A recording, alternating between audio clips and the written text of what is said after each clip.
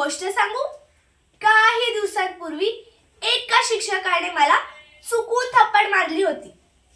मी माझ्या आईला सांगितलं, पण माझ्या आईने काही तक्रार केली नाही. मग त्या दिवशी काय झालं माहितीये? त्या दिवशी म्हणजे त्याच्या पुढच्या दिवशी काय झालं माहितीये? राहून दे, मीच सांगते. शाळा संपल्यानंतर माझ्या आईने त्या शिक्षकाची वाट शाळेच्या गेट बाहेर पाहिली.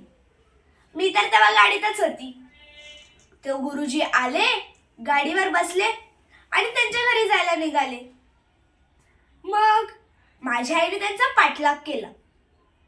मग त्या माझ्या आईने त्याला सुमसाम रस्त्यावरती अडवलं आणि मग त्यांना पकडून आमच्या गाडीच्या डिकीत टाकलं आणि मग त्यांना सुमसाम जंगलात नेलं आणि मग एका झाडाला उलट टांगून खूप खूप मारलं आणि जे मारलं ते आहा.